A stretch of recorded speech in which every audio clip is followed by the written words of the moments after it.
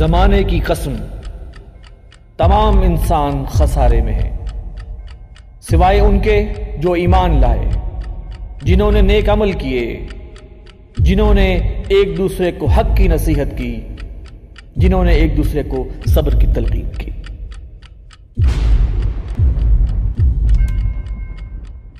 بسم اللہ الرحمن الرحیم۔ محترم ناظرین، السلام علیکم ورحمۃ اللہ وبرکاتہ۔ زمانہ گواہ ہے کہ نئے پروگرام میں خوش آمدید۔ اس پروگرام میں شریک گفتگو ہیں جناب حافظ عاقب سعید صاحب، امیر تنظیم اسلامی، اور جناب ایوب بیگ مرزا صاحب، ناظم نشر و اشاعت تنظیم اسلامی۔ ناظرین، اس وقت ہمارا ایک میڈیا کے اوپر ایک بہت اہم جو ایشو چل رہا ہے اور معاشرے میں بھی اس کا بہت سننے میں آ رہا ہے، وہ ہے جنسی تعلیم۔ قصور جیسا واقعہ ہو یا اور واقعات، ان سب کو آڑ بنا کر ایک تحریک چلائی جا رہی ہے کہ ہمارے ہاں بھی مغرب کی طرح جنسی تعلیم دینی چاہیے اسکولوں میں بچوں اور بچیوں کو۔ اس پروگرام میں ناظرین ہم اس پر بات کریں گے کہ کیا جنسی تعلیم دینا واقعی اتنا ضروری ہے، اور اگر دینی ہی ہے تو کس کو دینی چاہیے، اور کن احتیاطوں کو ملحوظ خاطر رکھتے ہوئے یہ دینی چاہیے۔ اس حوالے سے پہلا سوال امیر تنظیم اسلامی میرا آپ سے ہے کہ اسلام سیکس ایجوکیشن یعنی جنسی تعلیم کی کس حد تک اجازت دیتا ہے، اور جنسی یا سیکس کے معاملے کو اسلام کس لیول پر رکھتا ہے؟ بسم اللہ الرحمن الرحیم۔ دیکھیے، اصل بات یہ ہے، ہمارے ہاں سیکس ایجوکیشن کا ایک لفظ استعمال زیادہ ہو رہا ہے، جبکہ ہمارے دین میں رہنمائی پر زور دیا گیا ہے، گائیڈنس۔ سیکس کے حوالے سے گائیڈنس جو ہے وہ بہت ضروری ہے، اور بچپن سے ہی یعنی ایک خاص لیول سے، جیسے جب ہی بچہ بالغ ہونے کے قریب ہوتا ہے۔ گائیڈنس سے آپ کی مراد تربیت کی ہے؟ جی، یقینی طور پر گائیڈنس ہے اور تربیت ہے جی، اور اس کی اصل ذمہ داری والدین پر ہے۔ اچھا، چنانچہ ایک اصولی بات جو ہمیں ملتی ہے، آپ نے حدیث میں پڑھا بھی ہوگا، اس کا ذکر ملتا بھی ہے کہ صحابہ کرام سے کفار نے جو ہے یہ ایک اپنا اعتراض جڑا ان کے سامنے کہ تمہارے نبی تمہیں بہت چھوٹی چھوٹی باتوں کی بھی تعلیم دیتے ہیں۔ تو اللہ کے رسول صلی اللہ علیہ وسلم نے جواب دیا کہ ہاں، ان سے کہو کہ ہاں، وہ طہارت اور استنجا کے معاملات کے اندر بھی گائیڈنس دیتے ہیں۔ ہمارا دین کل زندگی کا دین ہے، زندگی کا کوئی گوشہ اس پہ باہر نہیں ہے، اور ہر معاملے میں تفصیلی رہنمائی دی گئی ہے۔ بہرحال والدین کی جو ذمہ داری بنتی ہے، اس کے حوالے سے مجھے یاد آ رہا ہے کہ ایک زمانے میں تعلیم الاسلام کے نام سے ایک بچوں کے لیے بنیادی دینی رہنمائی اور ہدایت کا ایک سیریز تھی جو چلتی، جو کتابچہ تھا تعلیم الاسلام، ایک کتابچہ ہے، 4 حصوں میں تھا۔ 4 حصوں میں، اچھا، 4 حصوں میں تعلیم الاسلام۔ مجھے یاد ہے کہ جب میری بسم اللہ ہوئی تھی، اس وقت بھی وہ رسالے جو ہیں وہ معمول اس کا تھا، ہمارے ہاں بھی، فیملی کے اندر بھی۔ تو بچے کو اسکول جانے سے پہلے اچھا، تعلیم الاسلام کے یہ 4 حصے پڑھائے جاتے تھے، کلمے سے لے کر اور پھر نماز، اور یہ ایک ایک چیز، زندگی کے تمام مسائل بچوں کے لیول مسائل بھی تھے، مسائل یعنی ان کے لیے جس کی ضرورت ہے۔ اچھا، مثلاً نماز کا طریقہ ہے، اسی طریقے سے روزے وغیرہ کے لیے، پھر جو دین کے اوامر و نواہی ہیں، اچھا، کیا کرنا ہے اور کیا نہیں کرنا، بنیادی جو لیول پر بھی پوری کی پوری رہنمائی تھی۔ 4 حصے ہوا کرتے تھے ایک صاحب جی، تعلیم الاسلام کے، اور پہلے اس بچہ وہ پڑھتا تھا، اور اس کے بعد اس کو اسکول بھیجا جاتا تھا۔ اچھا، وہ گھر میں پڑھتا تھا، وہ گھر میں پڑھتا، اور پڑھاتا والدہ پڑھا رہے یا قاری صاحب کو جا کے قاری صاحب پڑھا رہے تھے۔ اسی طرح ہمارے سامنے یہ حضور صلی اللہ علیہ وسلم کا یہ فرمان رہنا چاہیے کہ طلب العلم فریضۃ علی کل مسلم، علم کا حصول وہ ہر مسلمان پر لازم ہے، فرض ہے۔ اور وہ علم کون سا ہے؟ ہاں، اصل سوال یہ ہے، وہ علم اصل میں تو علم دین ہے، قرآن مجید ہے۔ یعنی انسان کی عمر جیسے جیسے بڑھتی ہے اور بچہ جو ہے وہ بالغ ہوتا ہے، تو اس کے لیے جو ضروری معلومات ہیں دینی اعتبار سے، اور چونکہ کل زندگی کا دین ہمارے پاس آلریڈی موجود ہے، تمام رہنمائی ہے، اس کو ساتھ ساتھ اس کو جو ہے اپلائی کیا جائے۔ یعنی کہ آپ کی بات بالکل صحیح ہے کہ اگر طہارت کا پتہ نہیں ہوگا انسان کو، اس طہارت کا علم نہیں ہوگا، تو پھر اس کی تو نہ نماز قبول ہے نہ کوئی اور عبادت قبول ہے، جب طہارت کے مسائل نہیں، تو لہٰذا وہ جو علم ہے وہ بنیادی طور پر انسان کا دینی علم ہے، فطری علم جو جس کو ہم کہیں وہ ہے. کیونکہ آج کل آپ نے نوٹ کیا ہوگا کہ بچوں کو اگر کوئی دین پڑھانے کی طرف توجہ ہوتی بھی ہے تو صرف ناظرہ قرآن کے لیے کسی مولوی صاحب کو گھر پہ بلا لیا جاتا ہے، لو جی قرآن پڑھا دے. تو اس کے اندر نہ دینی علم انہیں حاصل ہو رہا ہے نہ کوئی تربیت حاصل ہو رہی ہے. بالکل صحیح. صرف یہ ہے کہ وہ قرآن پڑھنا، اور وہ بھی جس لیول کا ہوتا ہے وہ آپ کو معلوم ہے. اصل ساری توجہ تو دنیاوی تعلیم پر ہوتی ہے. صحیح. اور یہ ایک برائے نام ایک چھوٹا سا جو ہے وہ چھلا لگایا ہوا ہے. تو حضور صلی اللہ علیہ وسلم کا یہ فرمان کلکم راعٍ وکلکم مسئول عن رعیتہ، یہ بہت بنیادی اہمیت رکھتا ہے کہ تم میں سے ہر شخص راعی ہے، ذمہ دار ہے. جیسے ایک چرواہے کی نگہداشت میں اس کو کچھ بکریاں دی جاتی ہیں اور پھر وہ ان کا ذمہ دار ہوتا ہے، اسی طریقے سے اللہ تعالیٰ نے اپنی مخلوقات میں سے کچھ ہر انسان کے حصے میں رکھ دیا ہے کہ ان کی تمام تربیت اور تعلیم اور دیکھ بھال وہ اس کے ذمے ہے. اور اس میں بنیادی طور پر اور اس پہ مسئول ہے، یعنی کہ اس سے سوال ہوگا، سوال اللہ کیا کے جائے گا، اللہ کے ہاں باز پرس ہوگی، وہ اس کا یہ ذمہ دار اہمیت ہے. اسی طرح ایک بات اصولی طور پر دیکھ لیجئے کہ اسلام ایک ایسا معاشرہ تشکیل دینا چاہتا ہے جو ہر نوع کی عریانی سے اور فحاشی سے پاک ہو. تھوڑا سا جو ہمارا فلسفہ حیات ہے اسلام کا وہ بھی ہم سامنے رہنا چاہیے.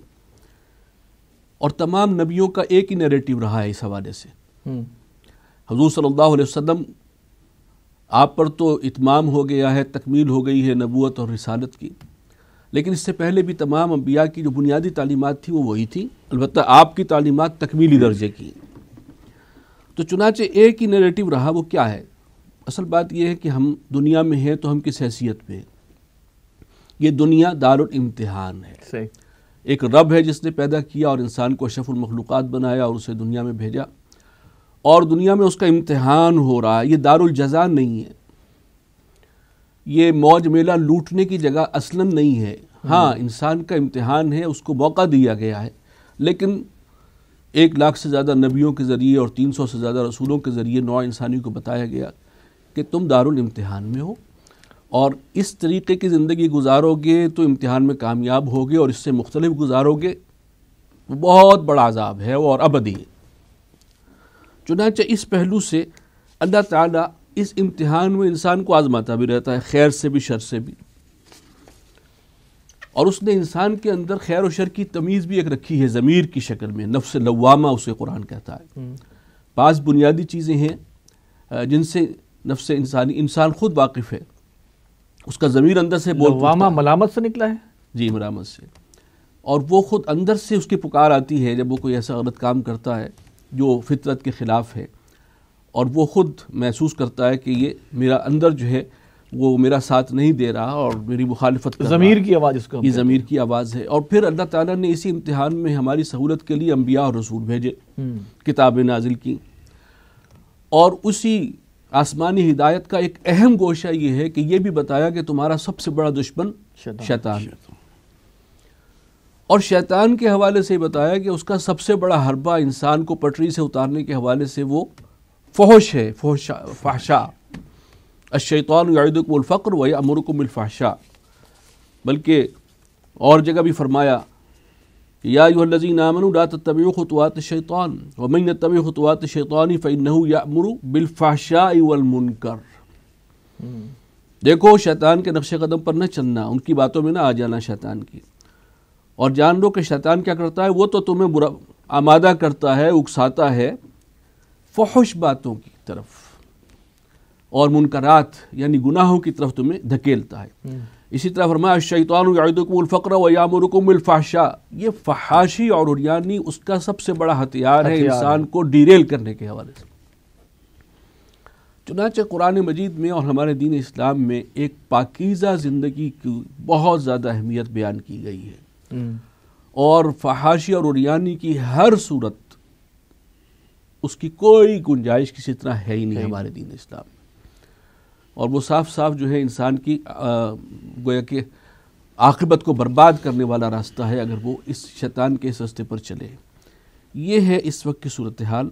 اور اس وقت آپ دیکھ رہے ہیں کہ پوری نوع انسانی بحیثیت مجموعی اور مسلمانوں سمیت انہیں احساس ہی نہیں ہے ہم بالکل شیطان کے اس نقش قدم کے اوپر چلے جا رہے ہیں جس پر وہ ہمیں چلانا چاہتا ہے. یہ ہے سب سے بڑا المیہ. جس طرح کہ صاحب نے کہا ہے کہ اللہ تعالیٰ نے قرآن پاک میں فرمایا شیطان کو انسان کا بنیادی اور اولین دشمن قرار دیا ہے. تو آپ کو معلوم ہے کہ آدم و ابلیس کا قصہ قرآن پاک میں تقریباً 7 مرتبہ آیا ہے. تو اس میں جہاں شیطان کامیاب ہو جاتا ہے انہیں ورغلانے میں کہ اس درخت کا پھل کھایا جائے جسے اللہ تعالیٰ نے روکا تھا کہ اس درخت کا پھل نہ، اس کے قریب نہ جانا. تو اس درخت کا پھل کھانے کا نتیجہ بھی کیا نکلا کہ وہ سطر جو ہے ان کے ایک دوسرے پر کھل گئے. تو جو فوری کام کیا آدم اور حوا دونوں نے، میاں بیوی نے، وہ یہ کہ درخت جنت کے پتوں سے اپنا سطر کو ڈھانپنے کی کوشش کی. تو یہ کیا تھا؟ یہ اس کا مطلب یہ ہے کہ اللہ نے انسان کی فطرت میں شرم و حیا ودیت کی ہے، اور جو کام بے شرمی اور بے حیائی کے کیے جاتے ہیں اور جو یہ عریانی، یہ فحاشی جو سامنے آتی ہے ہمارے، تو گویا یہ ان لوگوں کی طرف سے ہوتا ہے جن کی فطرت مسخ ہو چکی ہوتی ہے. نہیں، وہ تو شیطان کا حملہ، ایسے کہا نا کہ اولین حملہ شیطان کا یہ ہے کہ یہی نا کہ یہ، اور وہ نہ صرف یہ کہ ان کی خود اپنی فطرت مسخ ہو جاتی ہے، یہ جو سیکس کی تعلیم ہے نا جس کا آپ نے ذکر دیا ہے، یہ دوسرے معنوں میں اس فطرت کو مسخ کرنے کی مزید تعلیم ہے کہ کس طرح دوسروں کی فطرت کو بھی مسخ کیا جائے. تو یہ تو انسانی فطرت کا حصہ ہے کہ وہ اپنے آپ کو، یعنی شرم و حیا اور بہرنگی اور عریانی سے بچنا، یہ تو انسان کی اصل میں فطرت ہے، اور جو کچھ اس کے خلاف ہے وہ فطرت کو مسخ کرنے والی بات. حالانکہ ویسٹ الٹا سکھاتا ہے. جی بالکل، میں ویسٹ الٹا سکھاتا ہے کہ نہیں، آپ نے جو لبادے اوڑے ہوئے ہیں یہ جو ہے غیر فطری ہے، فطرت نے تو آپ کو ایسے ہی پیدا کیا تھا بغیر اس کے.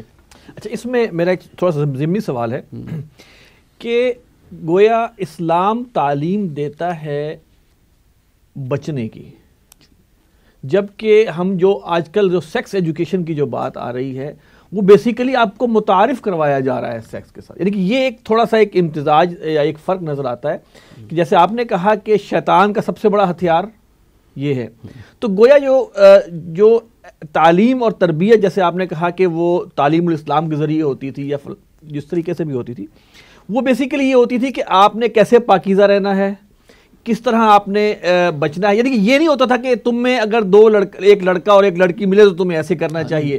یہ ایک جو بڑا کلیئر فرق نظر آتا ہے کہ دین کا مزاج ہے بچانے کا، جبکہ جو اب سیکس ایجوکیشن کا نام آ رہا ہے وہ تو متعارف کرانے والی بات ہے. بیگ صاحب، اس حوالے سے آپ یہ بتائیے کہ یہ جو سیکس ایجوکیشن کے حوالے سے جو ویسٹ نے ابھی تک ویسٹ کہاں تک اس میں آیا ہے؟ وہ سیکس ایجوکیشن کے بڑے علمبردار ہیں اور پتہ نہیں شروع کی کلاسز سے وہ شروع کر دیتے ہیں اور کہاں تک لے کے چلتے ہیں، لیکن وہاں تو جب ہم جا کے دیکھیں تو وہ تو معاملہ چوپٹ نظر آتا ہے. یہ کیا ہے سیکس ایجوکیشن کا مذاق جو انہوں نے شروع کیا ہوا ہے؟ جہاں تک تعلق ہے یورپ میں جنسی تعلیم کا، تو آصف صاحب یہ سب سے پہلے اسکینڈینیوین کنٹریز میں 80 کی دہائی میں شروع ہوئی. اچھا. اور آپ کو یہ سن کر حیرت ہوگی کہ اس سے پہلے، اس جنسی تعلیم کے آغاز سے پہلے، وہاں جو یہ زنا بالجبر جسے ہم کہتے ہیں، اس کے علاوہ جسے ہم فعل قوم لوط کہتے ہیں، اور اس طرح کی دوسرے مختلف اشکال ہے، بچوں سے جنسی زیادتی کا معاملہ ہے، یہ جس وہ پیڈوفیلو کہتے ہیں، یہ سب چیزیں جو ہے نا، اس جنسی تعلیم کے بعد اس کا نتیجہ یہ نکلا کہ ان سب تمام جرائم میں اضافہ ہوا. اس کی وجہ کیا تھی؟ اس کی وجہ یہ تھی کہ وہ یہ نہیں کہتے تھے کہ سیکسچول تعلق، ناجائز تعلق بری شے ہے، وہ یہ نہیں سمجھاتے، وہ کہتے ہیں کہ اس کے لیے احتیاط کرو. یعنی کہ وہ کہتے ہیں تو ہوگا، یعنی یہ آپ قائم کریں، آپ کو اجازت ہے، جس سے چاہیں کریں، کوئی لڑکا ہو، کوئی لڑکی ہو، کوئی مرد ہو، یہ آپ قائم کریں، اس کی اجازت ہے، اس کی تعلیم ہے. صرف یہ ہے کہ اس سے جو بیماریاں ہو سکتی ہیں ان سے کیسے بچا جا سکے، پریگننسی ہو جاتی ہے اس سے پریگننسی بھی ان کے لیے یا کانٹرسیپٹیو میئرز انہوں نے ایجاد کیے ہیں، وہ سکھاتے ہیں ان کا کہ ان کو استعمال وغیرہ کیسے کرنا ہے. نہ یہ کہ اس سے اس برائی سے روکنے کا معاملہ نہیں ہے، اس سے اس کے ایسے اثرات فزیکل اثرات، انسانی یعنی جسم پر مرتب ہونے والے غلط اثرات سے بچنے کے طریقے بتاتے ہیں، لیکن یہ ہے کہ آپ اس کو کریں۔ اچھا، بڑی ایک عجیب بات یہ ہے کہ ریپ کو برا کہا گیا ہے، ریپ یعنی کی اجازت بلا مرضی، بلا اجازت زنا بالجبر جو ہے وہ وہاں اسے یعنی جرم ہے، خلاف قانون کہا جاتا ہے۔ لیکن آپ یہ بڑی عجیب سی بات ہے کہ شادی شدہ جوڑا بھی وہ بھی اس کو ریپ قرار دیں گے اگر وہ عورت کی رضامندی کے بغیر مرد کرتا ہے تو یہ ریپ ہے، یہ برائی ہے۔ یعنی کہ یہ گمراہی کا ایک سلسلہ ہے جو آگے سے آگے بڑھتا چلا جا رہا ہے، یعنی صرف دو طرفہ آمادگی کی ضرورت ہے، لہٰذا اگر دو طرفہ آمادگی ہے تو پھر کسی صورت میں یہ جرم نہیں ہے۔ اور یہ یہاں تک ہے کہ یہ دو طرفہ آمادگی نہ صرف عورت اور مرد کے درمیان بلکہ مرد اور مرد کے ساتھ اور عورت کے ساتھ بھی اگر ہے تو یہ کوئی برا فعل نہیں ہے۔ اچھا، پھر یہ آپ دیکھیں کہ مغرب اور امریکہ میں پہلے یہ سیکنڈری سکول سے شروع ہوتی تھی، سیکنڈری کے تقریباً 10ویں کے بعد، جی نہیں، اس سے 8ویں کے بعد، اب وہاں پرائمری کے بعد یہ پرائمری سے اس کا آغاز کیا جاتا ہے، اور وہاں بھی بچوں کو جو ہے، اور بچوں کے بارے میں کیا کہا جاتا ہے، یعنی والدین اس پر اعتراض نہیں کر سکتے کہ آپ ہمارے بچوں کو یہ تعلیم کیوں دے رہے، کیوں؟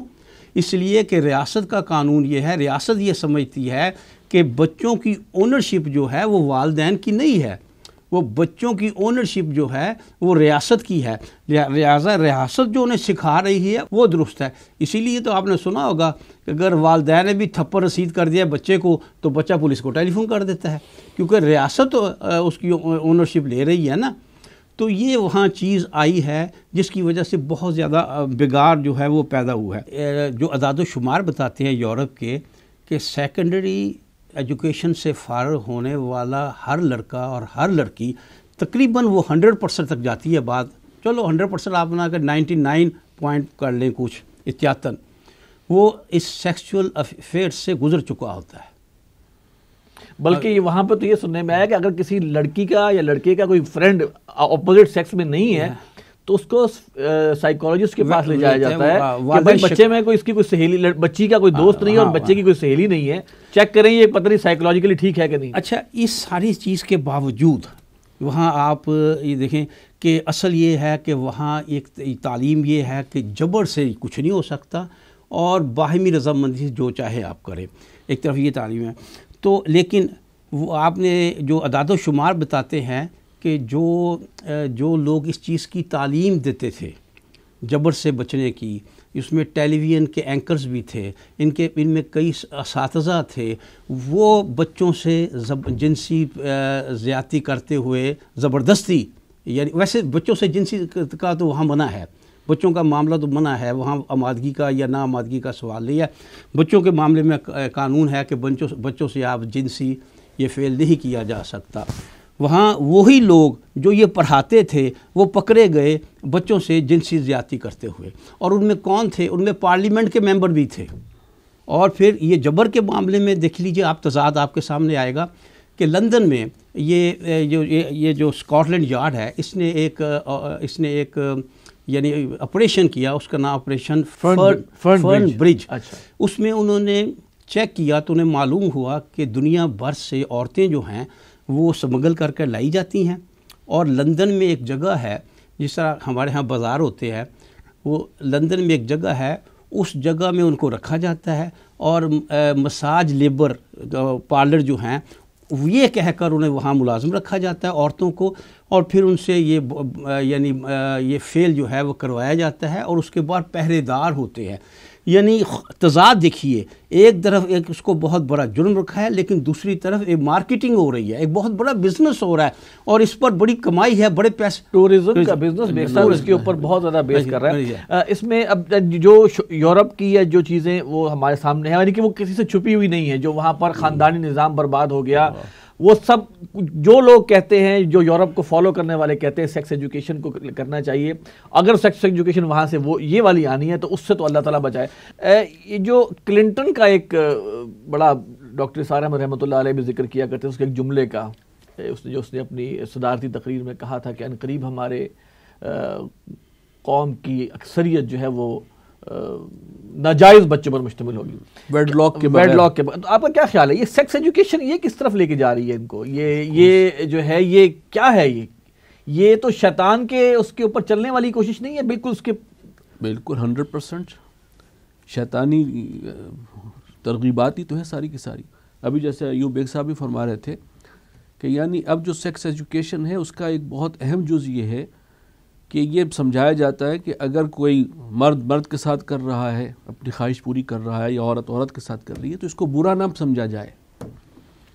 یعنی یہ جو سب سے زیادہ لعنتی اب کام ہو سکتا ہے نا، انتہائی سے زیادہ، قوم لوط کو جو سزا دی گئی تھی عبرتناک بدترین، اس عمل کو جو ہے اس کو باقاعدہ لوگوں کے لیے ایکسیپٹیبل بنایا جا رہا ہے، اور اس کے خلاف بات کرنا جو ہے وہ جرم ہو گیا.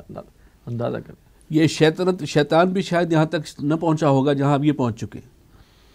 علامہ اقبال نے بہت پہلے یہ کہہ دیا تھا کہ یہ جو جنسی بے راہروی کا جو طوفان وہاں آیا ہے اس کا نتیجہ کیا نکلنے والا ہے. ایک تو ویسے اصولی بات انہوں نے فرمائی تھی کہ میں تجھ کو بتاتا ہوں تقدیر امم کیا ہے، شمشیر و ثنا اول طاؤس و رباب آخر. یہ جو سیکس کے معاملات ہیں یہ طاؤس و رباب والے ہیں. یعنی یہ دنیا میں بھی جیسے میں نے عرض کیا شیطان کا سب سے بڑا یہ حربہ، اور اس انسان کو پٹری سے اتارنے کا سب سے آسان راستہ اس کے گویا انسان کی عاقبت، اصل زندگی برباد کرنے کا ذریعہ نمبر 1. دنیا میں بھی تہذیبوں کو غارت کیا ہے اسی حرکت نے.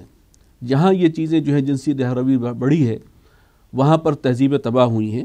کہ میں تجھ کو بتاتا ہوں شمشیر امم کیا ہے، شمشیر و ثنا اول طاؤس و رباب آخر. اسی طریقے سے یہ مغرب میں جو فلسفہ نیا جنم لے رہا تھا اور جو کہ آسمانی مذاہب کے خلاف ٹوٹلی ایک بغاوت رینیسانس کے بعد سے جو سلسلہ چلا ہے، دہریت بھی کہہ لیجیے، یہ مغرب کے اندر مادہ پرستانہ سوچ اور دین و مذہب کا انکار، سیدھی سی بات ہے. تو فرماتے ہیں کہ دیار مغرب کے رہنے والوں خدا کی بستی دکان نہیں ہے، کھرا جسے تم سمجھ رہے ہو وہ اب ذرے کا معیار ہوگا. تمہاری تہذیب اپنے خنجر سے آپ ہی خودکشی کرے گی، جو شاخ نازک پہ آشیانہ بنے گا ناپائیدار ہوگا. اور حقیقت یہ ہے کہ یہ اس وقت جو بھی کچھ محسوس ہو رہا ہے، لیکن جو وہاں کے سوچنے سمجھنے والے ہیں وہ لوگ شدید پریشان ہیں کہ ہماری تہذیبیں ختم ہو چکی ہیں، کھوکھلی ہو چکی ہیں، اور آئندہ نسل جو ہے وہ اس کے لیے اس کا مستقبل انتہائی مخدوش ہے. مسلمانوں کے حوالے سے کہا جاتا ہے کہ کم از کم فیملی سسٹم ان کا محفوظ ہے، تو وہ اسٹرانگ ہوتے جائیں گے.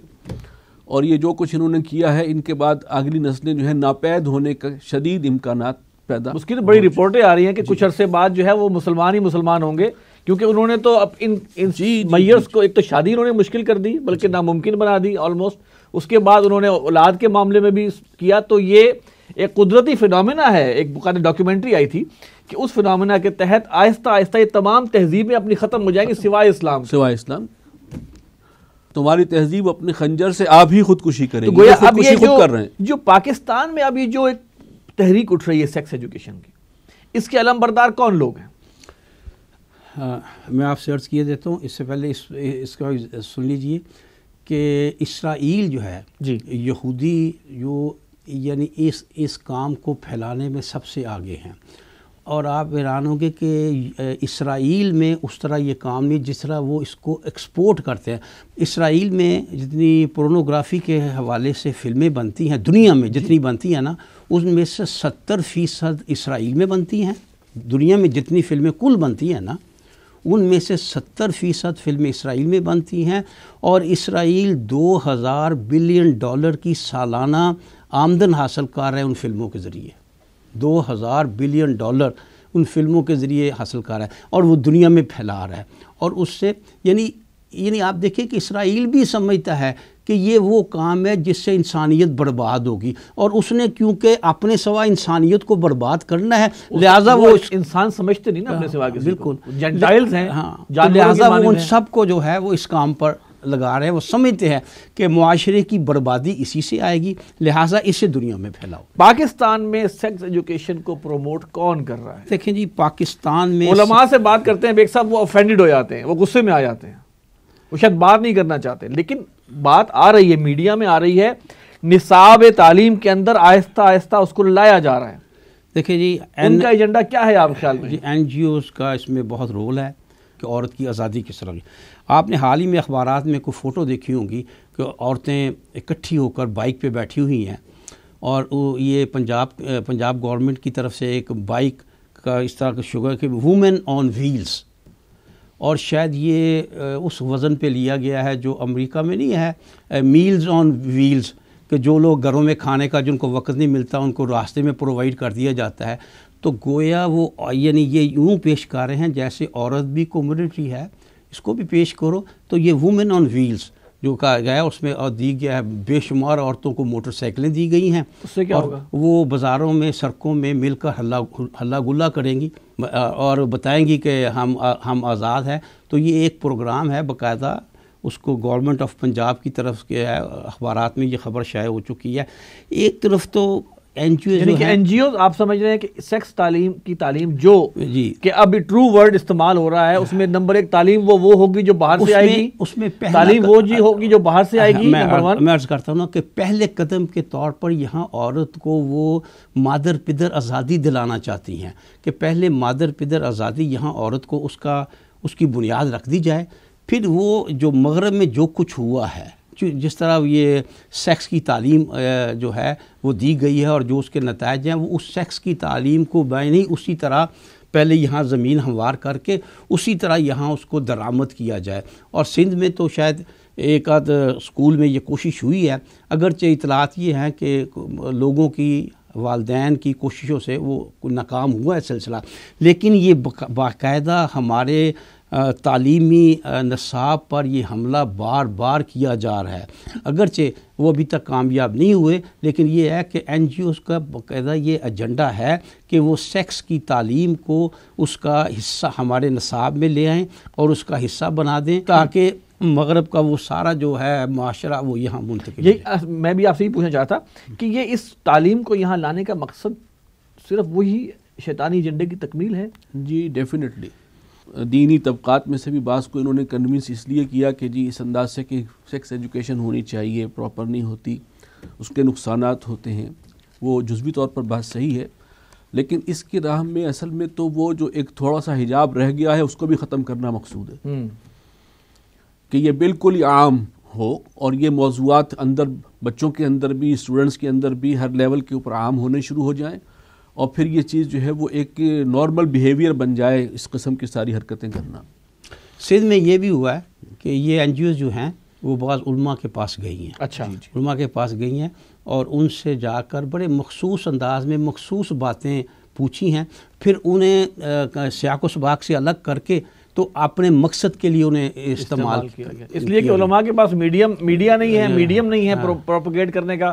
اور وہ تو آج کل جو سائنٹیفک ٹولز ہیں آپ کی بات کو الٹ کر کے ایسے پیش کیا جا سکتا ہے کہ آپ بالکل ایسے چیز جس کے آپ مخالف ہیں ایسے معلوم ہوگا جیسے آپ اس کے حق میں. اچھا میرا ایک سوال آپ دونوں حضرات سے دیکھیے، ابھی ہم یہ سمجھتے ہیں کہ جتنا میڈیا کی طرف سے جو بھی گھر میں چیزیں آ رہی ہیں تھرو کیبل، والدین کے پاس نہ تو وہ علم ہے جو جیسے آپ نے کہا کہ ہم بچپن میں ایسا ہوتا تھا، اور اگر علم ہو بھی تو نہ ان کے پاس اس چیز کا ٹائم ہے. بچوں کا استاد لے دے کے یا اسکول ہے یا وہ کیبل ہے، اور کیبل پہ موویز جو آ رہی ہیں وہ انڈین بھی آ رہی ہیں، ویسٹرن بھی آ رہی ہیں، جس کے اندر زنا کی شناعت بالکل ہے ہی نہیں. اس کو کہ زنا کی شناعت کو تو انہوں نے ایسے کر دیا ایسے کہ زنا کوئی مسئلہ ہی نہیں ہے، بلکہ ہیرو کی نشانی بنا دیا زنا کو. میرا سوال یہ ہے کہ اس حالت میں یہ ایک فتنے کی ایک شدید ترین کیفیت بھی ہو سکتی ہے کہ یہاں پر ان کو سمجھانے والا نہیں ہے، تو کوئی تو ایسا پلیٹ فارم، کوئی ایسا سیٹ اپ تو ہونا چاہیے نا کہ جس میں ان کو کم سے کم اسلام کی اس دائرے کے اندر رہتے ہوئے آگاہی تو دی جائے. جی یقیناً ہونا چاہیے، اور یہ کام جو ہے بنیادی طور پر سیکس ایجوکیشن کی بجائے بچوں کی تربیت کے حوالے سے والدین کو بہت زیادہ توجہ دلانا ضروری ہے مسلمان معاشرے کے اندر. یعنی کہ والدین کی تربیت کی جائے، اس حوالے سے یہ کہنے کا والدین کی تربیت کی جائے. اس کے اندر جیسے ہمارے ہاں ایک بڑا اچھا فورم ہے ہفتہ وار جمعے کا خطابات جمعہ کے اندر جو ہے ان چیزوں کو اس کو ایجوکیٹ کیا جائے. والدین کو ان کی ذمہ داریاں یاد کرائی جائیں اور پھر انہیں بتایا جائے کہ ان کے کیا کیا تقاضے ہیں تربیت اولاد کے حوالے سے، تعلیم اولاد کے حوالے سے، اور اس کی طرف متوجہ کیا جائے اور اس کی ایک بڑی بھرپور مہم چلے۔ اس کے بغیر یہ ممکن نہیں ہے۔ اصل میں قرآن مجید نے تو ایک طرف جیسے میں نے عرض کیا کہ یہ بتایا کہ یہ ہے ہی شیطان کا کام، اور شیطان اس کے ذریعے انسان کو جو ہے وہ حیوانیت تک پہنچا دیتا ہے، اور بالآخر اس کا اصل ٹارگٹ تو یہ ہے کہ جہنم میں اس کے ساتھ ہی جائیں، اس کا ساتھ ہی رہیں ہمیشہ، اور وہ اس میں بہت کامیاب ہے بھرپور طور پر۔ لیکن اس کے ساتھ ساتھ اسلام نے بہت سارے ایسے یوں کہنا چاہیے میئرز کہیں، یہ ایسے اقدامات ہمارے دین کے اندر شامل کیے ہیں اللہ نے کہ اگر ان کا خیال رکھا جائے تو پھر یہ جو ہے یہ گند اس سے بچا ہو سکتا ہے، زنا وغیرہ سے۔ اور دور تک پورے اسلامی معاشرت کو اگر آپ دیکھیں غور سے تو اس کے اندر ساری بات یہی گندھی ہوئی ہے، یعنی پردہ، بے پردگی۔ اب تو بے پردگی کو تو کچھ کہا سمجھا ہی نہیں جاتا کہ کوئی عیب ہے، پردے کو عیب سمجھتے ہیں، پردے کو عیب سمجھتے ہیں، اور بے پردگی کا معاملہ اب جس حد تک ہو گیا ہے کہ اب دوپٹے سے بھی آ رہی ہیں۔ ظاہر بات ہے کہ جو زیادہ ماڈریٹ اپنے آپ کو دکھانا چاہتا ہے تو وہ اس سے بھی آزاد ہے۔ یہ ساری صورتحال یہاں ایک زمانہ وہ بھی تھا کہ بے پردہ کل جو آئی نظر چند بیویاں، اکبر زمین میں غیرت قومی سے گڑ گیا، پوچھا جو ان سے آپ کا پردہ وہ کیا ہوا، کہنے لگی کہ عقل پہ مردوں کی پڑ گیا۔ اس وقت صرف یہ تھا کہ بھرپور لباس اندر ملبوس ہوتی تھی اور چادر بھی ہوتی تھی، تو صرف چہرہ کھلا رہ گیا تھا تو یہ شعر آ گیا، تب یہ شعر تھا۔ اور آج ہم کہاں پہنچے ہوئے ہیں؟ اسلام نے دور دور تک حد بندی کی ہے۔ اگر ہم اسلامی معاشرت کو دیکھیں کتنی اعلیٰ پلاننگ ہے ہمارا جو حیا کے معاملے کو تھن سے تھن کرنے کی اعلیٰ پلاننگ ہے ہمارے۔ اس کو واپس ریورس کرنے کے لیے میرا وہی پوائنٹ ہے کہ لوگوں کی تعلیم و تربیت کے لیے کیا میئرز آپ سجیسٹ کرتے ہیں؟ میں وہی عرض کروں گا دوبارہ کہ قرآن کی تعلیمات، قرآن و حدیث کی تعلیمات، میں ان میں سے چند باتیں بیان کرتا ہوں جس کا اثر یہ ہوگا۔ جی، سب سے پہلی بات تو یہ ہے کہ بتایا جائے کہ یہ بہت بڑا جرم ہے اللہ کے ہاں، بے حیائی اور فحاشی، اور اس ہر قسم کی ہر نوع کی جو ہے اس کے ڈانڈے جڑتے ہیں شیطان کے ساتھ۔ یعنی کہ اس برائی کا ہونا جو ہے اس کا اعلان کیا جائے کہ یہ بہت بڑی برائی ہے، بہت بڑی برائی ہے، اور اس لوگوں کو متنبع کیا جائے، ہمارے ایمان اور اسلام کو، دین کو بگاڑنے والی اور تباہ و برباد کرنے والی زبردست تحریک چاہیے، عاقبت کو بھی برباد کرنے والی۔ پھر یہ ہے کہ بہت سے مثبت تدابیر بھی ہیں، مثلا یہ کہ شادی بیاہ کو آسان بنایا جائے۔ ہمارے ہاں پرابلم یہ بہت بڑا ہے۔ حضور صلی اللہ علیہ وسلم کی تعلیمات تو یہ ہے کہ اولاد جیسے جوان ہو تو شادی میں دیر نہ کرو، اس لیے کہ بہرحال یہ جنسی راستہ اللہ تعالیٰ نے اسی کو ذریعہ بنایا ہے نسل آدم کے فروغ کا، اور یہ گھریلو زندگی جو ہے اپنی جگہ اس کی بہت ہی یوں کہنا چاہیے کہ اس کے اندر خوشگواری بھی ہے اور یہ رحمت بھی ہے، اور اس کے ساتھ ساتھ اس کے اندر وہ ایلیمنٹ بھی ہے جسے ہم کہتے ہیں پاکیزگی کا ایلیمنٹ۔ اس رستے کو کھولا جائے، اس کو آسان بنایا جائے، بلکہ سب سے پہلے تو یہ ہے کہ دیر نہ کی جائے شادی میں، اولاد جیسے جوان ہو ان کی شادیاں جلدی کر دیا کرو، اور جبکہ آپ کو معلوم ہے آج کل کیا کچھ ہو رہا ہے، مجھے کہنے کی ضرورت نہیں ہے، اور یہ ذمہ داری والدین کی ہے۔ اچھا، اسی کے اندر آپ دیکھیں کہ حضور صلی اللہ علیہ وسلم نے شادی بیاہ کو بہت آسان اور سادہ بنایا تھا، ہم نے اسے پہاڑ جیسی مشکل بنا دیا، عام آدمی کے بس کی بات ہے ہی نہیں۔ 80-85% لوگ پاکستان میں مسلمان وہ بستے ہیں کہ جو اپنے اولاد کی شادیاں اپنی جائز آمدنی میں نہیں کر سکتے، کیا کریں گے پھر؟ یعنی یہ ایک گند پر دوسرا گند۔ اسی طریقے سے جنسی ہیجان اور اشتعال دینے والی تمام چیزوں کی سختی سے روک تھام، یہ بہت اہم بات ہے۔ اس میں آپ کس چیز کو لائیں گے، اس کے اندر آپ کس چیز کو لائیں گے؟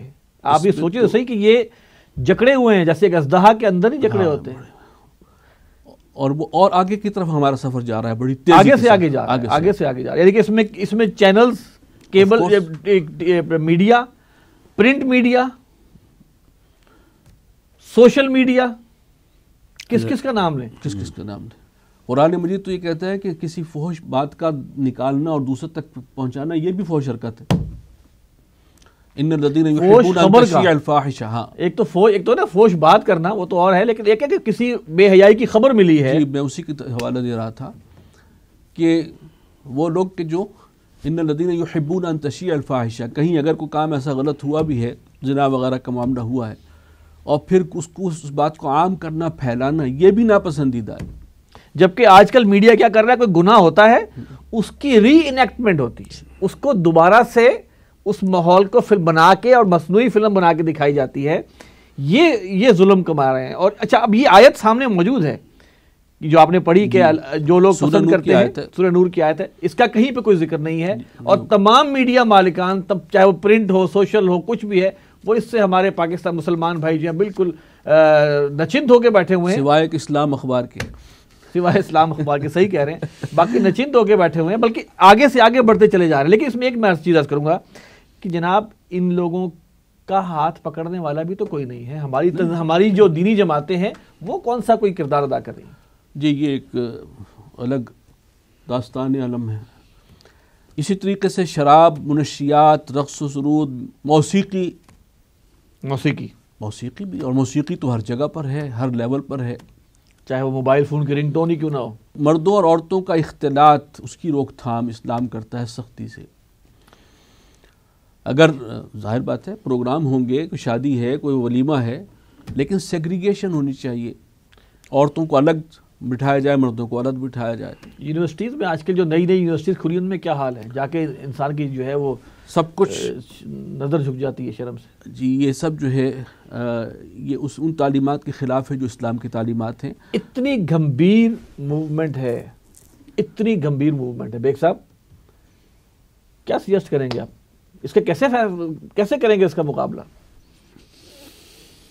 دیکھیں جی جیسے کہ عاقب صاحب نے بتایا ہے کہ اس سے سب سے پہلے تو یہ ہے کہ والدین ان کی بذات خود ان کی تربیت ہونی چاہیے، اور قرآن و سنت کے حوالے سے ہونی چاہیے کہ انہیں بتایا جائے کہ آپ کے بچوں کو اس چیز سے بچانے کے لیے، اور آپ خود کو اس چیز بچانے کے لیے کلکم راعٍ و کلکم مسئول عن رعیتہ. اسی طرح انہیں ہر ایک کو احساس اس بات کا ہو کہ یار میری اولاد ہے، اس کے بارے میں میرے سے پوچھو گی، اولاد بھی اور بیوی بھی. اسی طرح جس طرح مخلوط معاشرے کا کیا، مخلوط تعلیم دینا، ان سب چیزوں سے بچا جائے. کہ اسلام تو بچے کو بھی بچے کے بارے میں حکم دیتا ہے کہ ایک عمر کے بعد آپ اس کا بستر الگ کر دیں. یعنی اتنی احتیاط بتائی جاتی ہے اسلام میں. یعنی جن چیزوں کی احتیاط بتائی جاتی ہے آج معاشرے میں بالکل اس کے برعکس معاملہ ہو رہا ہے، بالکل اس کے برعکس، اور اس کے نتائج جو ہے ہمارے سامنے آ جاتے ہیں. پھر ہم ان سانحات پر رونا پیٹنا شروع کر دیتے ہیں. یہ نہیں کرتے کہ اس تعلیم کو مد نظر رکھ کر اس برائی کو جڑ سے اکھاڑا جائے. ان سانحات کی وجہ پر ہماری توجہ نہیں ہوتی. ہاں بالکل اس کے باوجود وجہ کیا، وجوہات کیا؟ جیسے عاقب صاحب نے کہا کہ یہ برائی نہیں رہی، چاہے ہم کوئی قصور والا واقعہ کوئی بھی واقعہ دیکھ لیں. اور نمبر 2 شادی بیاہ مشکل بنا دیا. دوسری ایک تو بات ہے کہ اس برائی کی جڑ کو ختم نہیں کیا جاتا. پھر جب وہ برائی سرزد ہو جاتی ہے تو اگر کہیں وہ اسلام کے قوانین ان کے بارے میں کیا ہے، شریعت کیا بتاتی ہے کہ یہ سب کچھ بتانے کے باوجود اگر تمہارے ہاں یہ جرم سرزد ہو جائے تو کوارے کو کوڑے مارو اور شادی شدہ کو سنسار کر دو. تو اس کو کہتے ہیں کہ یہ ظالمانہ سزائے. خود مسلمان کہتے ہیں نعوذ باللہ کہ یہ ظالمانہ سزائے. جب آپ ایک طرف اس کی جڑ ختم نہیں کریں گے، دوسری طرف کوئی سزا اس طرح کی نہیں ملے گی، تو اس کا نتیجہ کیا نکلے گا؟ وہ نتیجہ کہ وہ جرم پھیلتا چلا جائے گا. آپ چاہے جتنا مرضی وہ ویلا بعد میں ٹیلی ویژن پر کرتے رہے، یہ ہو گیا، اتنا ظلم ہو گیا، وہ تو ہوگا، وہ رک نہیں سکتا. اس لیے کہ آپ نے برائی کو جڑ سے نہیں روکا. یعنی کہ ایک تو محتاط تعلیم دی جائے، تربیت دی جائے محتاط زندگی کی، اس کو پرہیزگاری والی زندگی، حیا والی زندگی، پاکیزہ زندگی، اس کا نام سیکس ایجوکیشن رکھا جائے کہ جناب اس کو اس برائی کے قریب جانے، جیسے قرآن میں ہے کہ وَلَا تَقْرَبُوا الزِّنَا، قریب بھی نہ جاؤ. تو اس کے حوالے سے یہ دی جائے. نمبر 2 یہ تمام جو رستے ہیں ان کو بند کیا جائے. میڈیا تو عاقب صاحب میرا آخری سوال اس حوالے سے آپ سے یہ ہے کہ میڈیا تو برس رہا ہے، چیزیں بھی آ رہی ہیں، ایک شخص اگر بچنا چاہتا ہے یا اپنے اگر وہ سمجھتا ہے کہ کل اللہ تعالیٰ کے ہاں میرے سے میری بیوی اور بچوں کے بارے میں پوچھ ہونی ہے، جیسا کہ نبی پاک صلی اللہ علیہ وسلم نے فرمایا، ایک بندہ اگر یہ کرنا چاہتا ہے اسے کیا کرنا چاہیے، یا تنظیم اسلامی اس حوالے سے کیا لائے عمل دیتی ہے؟ دیکھیے، سوال آسان بھی ہے اور مشکل بھی ہے۔ مسلمان ہوتے ہوئے ہمارے لیے کوئی اور آپشن نہیں تھا کہ ہم اللہ اور رسول کے بتائے ہوئے رستے کے علاوہ کوئی رستہ اختیار کریں اصولی طور پر، لیکن ہم اپنے آپ کو مسلمان بھی کہتے ہیں، اور شاید اس کی تلافی اس طرح سے کر لیتے ہیں کہ جی عمرے کے لیے چلے جائیں، حج کر لیں، وغیرہ کر لیں، لیکن اپنی مرضی کی زندگی گزارنی، اللہ اور رسول کے بتائے ہوئے رستے پر نہیں چلنا، کاروبار کو الگ کیا ہوا دین سے، ایگزیکٹلی۔ مجھے معاشرت کو دین سے الگ کیا حدیث ہوا۔ یاد آ رہی ہے کہ بدا الاسلام غریبا وسیعود کما بدا فطوبى للغرباء۔ اللہ کے رسول صلی اللہ علیہ وسلم نے فرمایا تھا کہ اسلام کی جب ابتدا ہوئی تھی تو یہ غریب تھا، غریب کا مطلب عربی زبان میں ہے اجنبی، نامانوس۔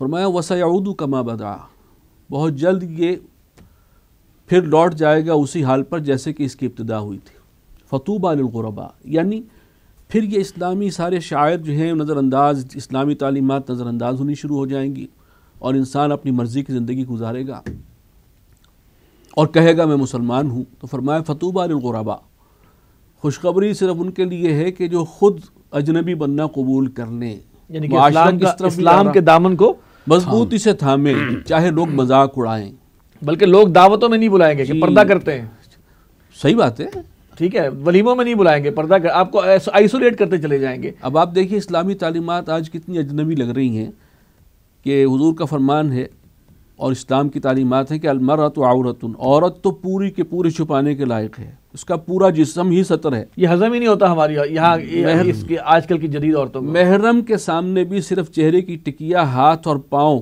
کھولے جا سکتے ہیں۔ یہ کتنی عجیب ہمیں لگ رہی ہیں باتیں، اور اب ہمارے پاس دو رستے ہیں، یا تو ہم ان باتوں کو عجیب کہیں جی، یا ہم نبی اکرم صلی اللہ علیہ وسلم کی باتوں کو حق کہیں، اور پھر یہ کہ ان کو حق مانتے ہوئے ان کو عجیب کہنا نہیں پڑتا۔ تنہائی میں گھر کے اندر بھی جو ہے اہتمام رہے، اور گھر کے اندر بھی جو ہے خاتون وہ بھی کم سے کم اس کا لباس ڈھیلا ڈھالا ہو، اور وہ چاہے نوجوان اس کی اولاد ہے اور رشتہ دار ہیں ان کے ساتھ بھی جو ہے ایک درجے کا پردہ موجود ہے۔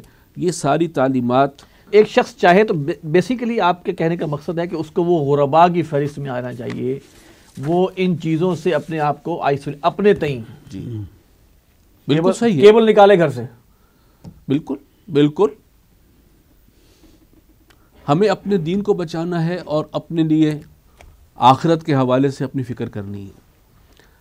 اللہ اور رسول سے وفاداری اور ان کے احکامات پر چلنا واحد راستہ ہے مسلمان کے لیے۔ یعنی کہ انسان طے کر لے کہ یا تو میں ایک اللہ اور اس کے رسول کی طرف ہو جاؤں، یا دوسری طرف درمیان کا راستہ کوئی نہیں۔ بالکل صحیح ہے۔ ہم تنظیم اسلامی اس حوالے سے کیا پلیٹ فارم یا کیا لائے عمل اپنے رفقا کو دیتی ہے، اور اس اور لوگوں کے لیے بھی کیا اس کی؟ الحمدللہ اللہ تعالیٰ کی توفیق سے ہے، اس کے فضل سے ہے کہ ہم پورے دین کی بات رکھتے ہیں اللہ کے فضل و کرم سے۔ یہ ہمارا دین جو ہے یہ صرف گھر کا نہیں ہے، صرف نماز روزے کا نہیں ہے، یہ زندگی کے ہر معاملے سے، چاہے اس کا تعلق پرائیویٹ لائف سے ہو، چاہے پبلک لائف سے ہو، چاہے حکومت سے ہو، اور ہمیں آغاز کرنا چاہیے اپنی ذات سے۔ تنظیم اسلامی کا اصل پیغام یہ ہے کہ قرآن اور حدیث اس کی تعلیمات بالکل کھلی ہیں سامنے ہیں، اور اس میں کوئی وہ نہیں ہے، الجھاؤ نہیں ہے، شک بھی نہیں ہے، الجھاؤ بھی نہیں ہے، کوئی ابہام نہیں۔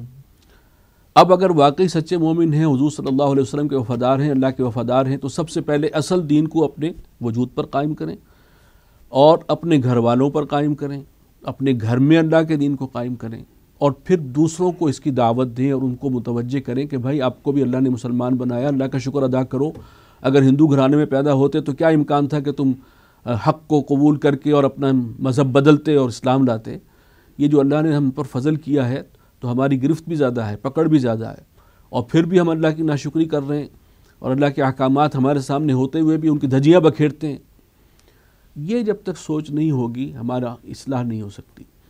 اور ہر شخص اپنی فکر کرے، دوسرے کی نہیں، پہلے اپنی بات کرے اور اپنے گھر کی بات کرے، اور پھر خود اس مراحل سے گزر جائے تو دوسروں کو نرمی سے اس بات کی دعوت دے کہ اللہ نے ہم پر کتنا کرم کیا ہے، ہمیں حضور صلی اللہ علیہ وسلم کی امتی بنایا ہے، مسلمانوں میں پیدا کیا ہے، ہم اللہ اور رسول کے سچے وفادار بن جائیں، اور راستہ یہی ہے کہ ان کے بتائے ہوئے زندگی کے مطابق ان کو اصولوں کے مطابق اپنی زندگی گزاریں۔ اللہ تعالی ہمیں اس کی توفیق یہ عطا پلیٹ فارم فرمائے۔ تنظیم اسلامی دیتی ہے رفقا کے لیے۔ جی۔ لیکن صاحب، یہ جو آگاہی منکرات کا بھی ایک سلسلہ تنظیم اسلامی نے شروع کیا ہوا ہے، اس حوالے سے بتائیے کہ اس کا کیا پیرامیٹر ہوتا ہے، اس کے حوالے سے آپ کیا میسج تک کیسے بات پہنچاتے ہیں؟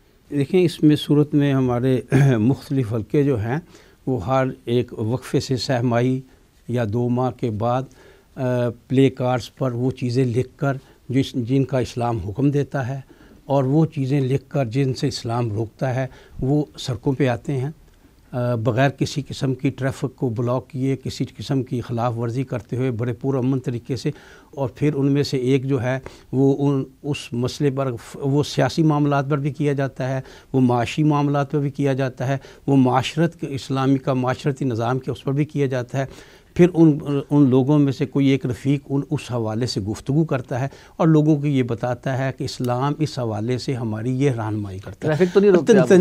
تنظیم اسلامی کی کوئی اپنی کوئی راہ نہیں ہے، یہ اسلام کی راہ ہے، جو اسلام راہ بتاتا ہے، جو اللہ اور رسول بتاتا ہے، اسی کہتے ہیں۔ یہ کوئی تنظیم اسلامی کی ایجاد کردہ خدا نخواستہ یہ ایسی بات نہیں ہے، وہ اسلام کی، اللہ اور رسول کی فرمائی باتوں کو دہرایا جاتا ہے، انہی باتوں کو لوگوں کے سامنے پیش کیا جاتا ہے۔ ذرا جو بھی وقت کے حالات ہیں اور جو وقت کی زبان ہے اور جو وقت کا انداز ہے، اس انداز سے سمجھایا جاتا ہے، اور وہ یقیناً وہی ہے جو اللہ اور رسول کے احکامات ہیں۔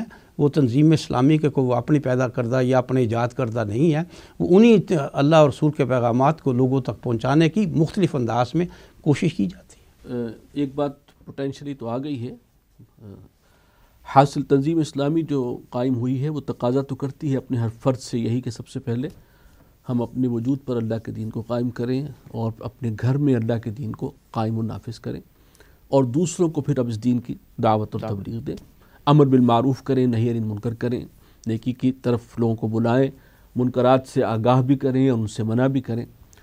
لیکن الٹیمیٹلی جو ہے ایک مسلمان ریاست کے اندر رہتے ہوئے ہماری یہ ذمہ داری بنتی ہے کہ اس ریاست پر بھی اللہ کی حکمرانی ہو، اللہ کا دین قائم ہو، حکومت کی سطح پر بھی، ریاست کی سطح پر بھی، پورا اجتماعی نظام جو ہے وہ معاشی ہو، معاشرتی ہو، عائلی ہو، اور جو بھی لیولز ہوتے ہیں، عدالتی نظام ہو، سب کے سب جو ہیں وہ اللہ اور رسول کے احکامات کے تابع ہوں، جیسے کہ دور خلافت راشدہ میں تھا، اور وہ ایک ہمارے لیے ایک بہترین کامل نمونہ جو ہے وہ موجود ہے۔ جتنا کوئی یہ حملہ ہے عریانی اور فحاشی کا، اس نظام تبدیل کیے بغیر اس کا مقابلہ جو ہے وہ ہو نہیں سکتا۔ آسان نہیں ہے، لیکن جن کو سمجھ میں آئے بات انہیں انڈیویجول تو ہو سکتا ہے، وہ انسان اپنے آپ کو سوسائٹی سے نکال لے گا، لیکن ایک پورا جو برس رہا ہے وہ تو نظام کی تبدیلی کے بغیر پاسبل نہیں ہے۔ جی، ملک کا ماحول نہیں بدل سکتا، اس کے لیے آپ کو ایک اوپر سے جد و جہد کرنی پڑتی ہے۔ بہرحال ہم مسلمان اللہ کے وفادار بنتے چلے جائیں اور لوگ اس دعوت کو قبول کرتے چلے جائیں تو انشاءاللہ خیر برآمد ہوگی۔ امیر تنظیم اسلامی جناب حافظ عاکف سعید صاحب، آپ کی تشریف آوری کا بہت شکریہ۔ ایوب بیگ صاحب، آپ کی تشریف آوری کا بہت شکریہ۔ ناظرین، یہ تھا ہمارا پروگرام۔ ہم نے اس پروگرام میں کوشش یہ کی کہ اس بات کو ہم واضح کر دیں کہ جو جنسی تعلیم کا ایجنڈا لے کر NGOs آ رہی ہیں یا وہ ہمارے تعلیم کے نظام کے اندر داخل ہو رہی ہیں، جان لیجئے وہ یورپ کا بنایا ہوا ہے، وہ مغرب کا بنایا ہوا ہے، اور اس کا اصل ہدف ہمارا خاندانی نظام ہے جو کہ ان کو بہت کھلتا ہے، اور وہ چاہتے ہیں کہ یہاں مسلمان معاشرے میں جو خاندانی نظام ہے وہ تلپٹ ہو جائے۔ ہاں، یقیناً ضرورت ہے اولاد کی تربیت کرنے کی، اور اس تربیت کے لیے اولین فرض جو ہے وہ والدین کا ہے، جیسے کہ حافظ عاکف سعید صاحب نے حدیث سنائی تھی، کلکم راعٍ وکلکم مسئول عن رعیتہ، تم سب کے سب جو ہے چرواہے کی مانند ہو، اور تم سب سے پرسش ہوگی تمہاری رعیت کے بارے میں اللہ کے ہاں۔ اللہ تعالیٰ اس کی ہمیں توفیق دے، اور اس آڑ میں جو ایک فحاشی کا سیلاب آنے والا ہے، اللہ ہمارے حکمرانوں کو ہدایت دے، ہمارے ارباب اختیار کو ہدایت دے کہ وہ اس چیز کو سمجھیں کہ آج اگر وہ ایک فیصلہ غلط کریں گے، وہ آگے ان کے لیے ان کے اعمال نامے میں یقیناً برائیوں کو ایڈ کرتا چلا جائے گا۔ ان کو سمجھنا چاہیے کہ ہمارے اوپر بھی موت آنی ہے، ہمیں بھی مرنا ہے، کہیں ہم ایسی برائی کا آغاز نہ کر دیں کہ وہ ہمارے مرنے کے بعد بھی ہمارے لیے جو ہے وہ تباہی کا باعث ہو۔ اللہ سب مسلمانوں کی حفاظت فرمائے اور ان کی ہدایت فرمائے۔ اس پروگرام کے بارے میں اپنی رائے ضرور دیجیے گا۔ ہمارا ای میل ایڈریس ہے media@tandeem.org۔ اگلے پروگرام تک کے لیے اجازت دیجیے۔ السلام علیکم ورحمۃ اللہ وبرکاتہ۔